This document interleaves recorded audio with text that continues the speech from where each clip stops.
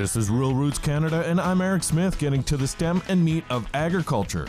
Craft brewing is growing in Alberta. We talked to the VP of Agriculture at ATB Financial about why there has been such a huge increase in this industry coming up. But first, Sask Canola's documentary License to Farm makes a big impact amongst producers across the country. Executive Director Janice Tranberg says that they have had so much positive feedback on the documentary. She says one comment from a Saskatoon area farmer who enjoyed the film really stuck out to her. She says it hurts her when her children come home from school and tell her stories about some of the things that they do on the farm that she knows aren't true. And she said, she's passionate about farming, and that really hurts her to see that what her kids are learning. And as she's telling me this story, she actually welled up and had a little bit of a tear coming down her face, and that just touched me so much. It is Sask Canola's hope that this will help to close the gap between food producers and consumers. We want License to Farm to be part of the solution. We want to help them find their voice, and we want them to advocate for themselves about their passion. One of the biggest names in agriculture and rural broadcasting in Alberta is Diane Finstad. Her voice can be heard all over the province, covering many different events. One of her roles she enjoys is being the Master of Ceremonies for the Advancing Women Conference. She tells Rural Roots Canada she loves the great collection of speakers and networking that takes place in between sessions.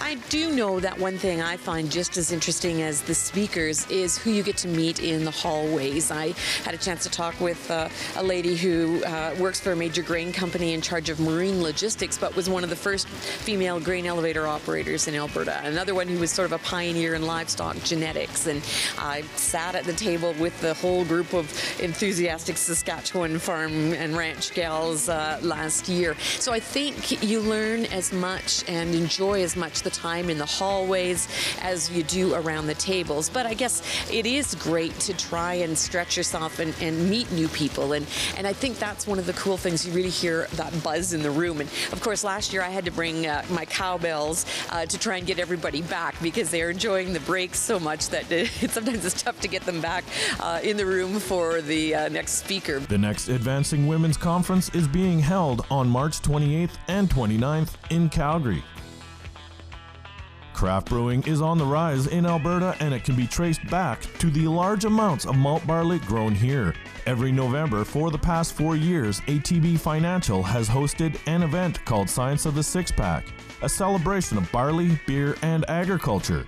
Ed Nash tells Rural Roots Canada during this time they have seen a massive growth in this value-added sector. We started out with a few Alberta local breweries being featured, and then we were featuring predominantly a whole bunch of other breweries that were mostly American because they were using Alberta malt.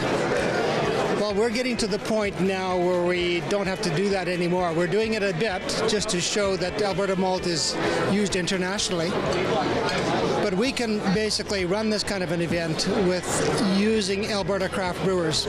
Nash says Alberta, as well as the rest of the prairies, have always been able to grow a lot of malt barley. It's basically getting enough maltsters.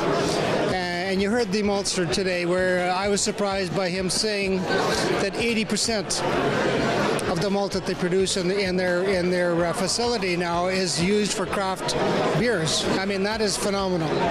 So they're looking to expand, and if they expand, it creates that additional local market for Alberta barley to be converted to malt, which is a premium market. Their most recent event in Red Deer in November was a sellout, with people coming from all across the province and the U.S. to sample the beer. For more on these stories, go to ruralrootscanada.com. For Rural Roots Canada, I'm Eric Smith, getting to the stem and meat of agriculture.